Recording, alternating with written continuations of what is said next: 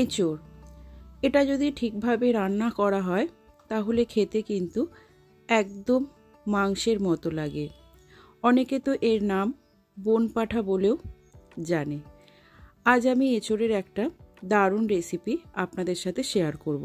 তো চলুন দেখে নেওয়া যাক। নমস্কার বন্ধুরা, রুনো নিরামিষ রান্নাঘরে সবাইকে আবারও একবার আমন্ত্রণ জানাই। রেসিপিটা বানানোর জন্য উনুনে কড়া চাপিয়ে দিয়েছি, তার মধ্যে দিয়ে দিলাম কেটে রাখা এঁচোড়গুলো, দিয়ে দিলাম 1 গ্লাস পরিমাণে জল।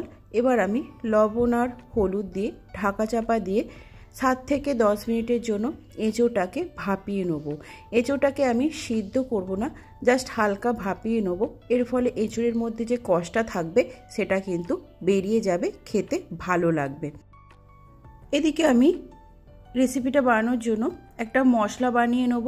তার জন্য নিয়ে নিলাম 2 ইঞ্চি পরিমাণে আদা, দিলাম 2টো কাঁচা লঙ্কা, 1 টুকরো জয়িত্রী, একটা বড় সাইজের টমেটো যেটা কেটে রেখেছিলাম দিয়ে দিলাম 8-10টা কাজু, 12-14টা কিশমিশ। এবার অল্প একটু জল দিয়ে এটাকে আমি বেটে নেব।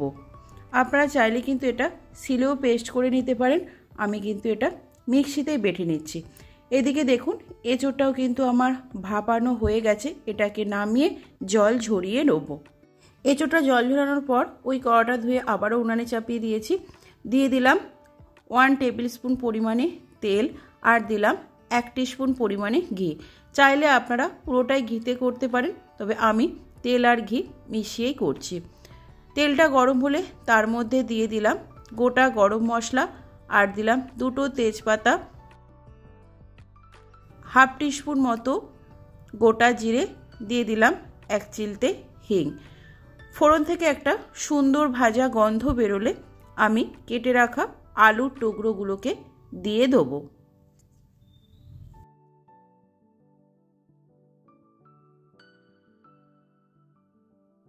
এবার আমি আলুটাকে একটু লালচে করে ভেজে নেব। মিনিট 5-এর জন্য আলুটাকে আমি ঢেকে দেবো। ঢাকনা খুলে আবারও আমি আলুটাকে একটু নাড়িয়ে দেবো, না হলে নিচে লেগে যেতে পারে। এইভাবে বারে বারে ঢাকা দিয়ে রান্না করলে আলুটা কিন্তু ভাজতে ভাজতেই অনেকটা সেদ্ধ হয়ে যাবে, তাতে তরকারি স্বাদও কিন্তু ভালো হবে। দেখুন আলুটা কিন্তু বেশ একটা লালচে রং ধরা শুরু করেছে, আর বেশি ভাজবো না। এবার আমি এর মধ্যেই ভাপিয়ে রাখা এঁচোড়গুলো দিয়ে দিলাম। আমি কিন্তু আলুতে কোনো লবণ দিইনি, এঁচোড়টা সেদ্ধ হওয়ার সময় লবণ দিয়েছিলাম, সেটা বুঝেই কিন্তু আরও আমি 1 টিস্পুন লবণ আর 1 টিস্পুন মতো হলুদ দিলাম। সব কিছুকে খুব ভালোভাবে ভেজে নেব যতক্ষণ পর্যন্ত না আলু আর এঁচোড়টা একটা সুন্দর লালচে রং ধরে।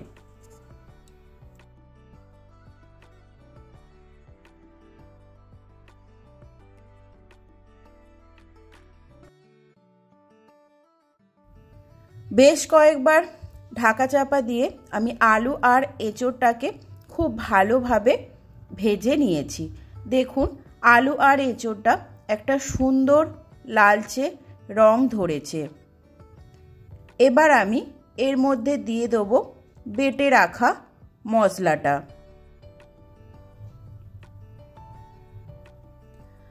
মশলাটাকে দেওয়ার পর মশলাটাকে আমি খুব ভালোভাবে কষিয়ে নেব যতক্ষণ না পর্যন্ত আদার কাঁচা গন্ধ চলে যায়। তবে এই পর্যায়ে ঢাকা চাপা দেওয়া যাবে না, যেহেতু এর মধ্যে কাজু দেওয়া আছে, তাই কন্টিনিউ নাড়িয়ে চাড়িয়ে কিন্তু খুব ভালোভাবে কষিয়ে নিতে হবে, না হলে নিচে লেগে যাওয়ার সম্ভাবনা থাকবে।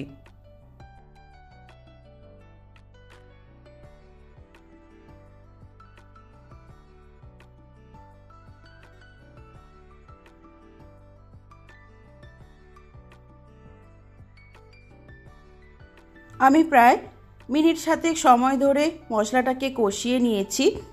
এবার আমি এর মধ্যে দিয়ে দিলাম জল।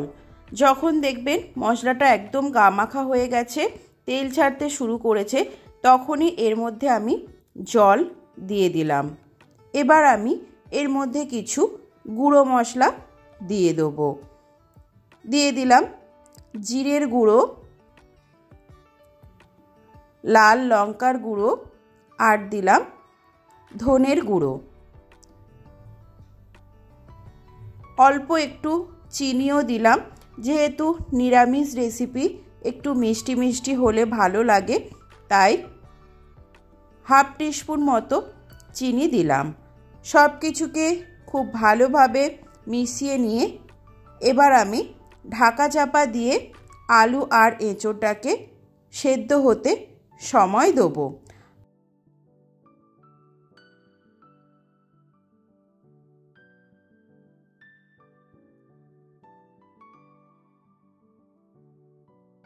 ফিরে এলাম 5-7 মিনিট পর। ঢাকনা খুলে সব কিছুকে একবার চেক করে নেব। এঁচোড় আর আলুটা আমার সেদ্ধ হতে এখনও বাকি আছে। আবারও আমি এটাকে 4-5 মিনিটের জন্য ঢেকে দেবো। যারা হয়তো ভাবছেন পেঁয়াজ রসুন ছাড়া আবার এঁচোড় রান্না হয় নাকি, তারা এইভাবে একবার এঁচোড় বানিয়ে দেখুন। আর অবশ্যই কমেন্ট করে জানাবেন যে আপনাদের কেমন লাগলো। এই রেসিপিটা খেতে কিন্তু দারুণ হয়। ভাত, রুটি, লুচি, পরোটা, এমনকি ফ্রাইড রাইস, পোলাওয়ের সাথেও কিন্তু খেতে ভীষণ ভালো লাগে। রান্নাটা মোটামুটি শেষের পথে, কিন্তু গ্রেভিটা একদম গামাখা হয়ে গেছে, তাই আমি একটু গ্রেভি রাখবো, তাই বেশ কিছুটা পরিমাণে দিয়ে দিলাম গরম জল। তবে এই পর্যায়ে অবশ্যই গরম জলের ব্যবহার করবেন, কখনোই ঠান্ডা জল দেবেন না, তাহলে কিন্তু তরকারির স্বাদ একদমই আলাদা হবে। ফুটে উঠলেই রান্নাটা আমার রেডি, তাই ঢাকা চাপা দিয়ে আমি 5-7 মিনিটের জন্য অপেক্ষা করব। আজকের রেসিপি আপনাদের কেমন লাগলো সেটাও কিন্তু কমেন্ট করে জানাতে ভুলবেন না। আমার রেসিপি যদি ভালো লাগে অবশ্যই সাবস্ক্রাইব করে পাশে থাকার জন্য অনুরোধ রইল। দেখুন এঁচোড় আর আলু সব কিছুই সেদ্ধ হয়ে গেছে। নামানোর আগে আমি এর মধ্যে দিয়ে দেবো 1 টিস্পুন ঘি। এটা অবশ্যই দেবেন, নিরামিষ এঁচোড় খেতে কিন্তু খুবই ভালো লাগবে।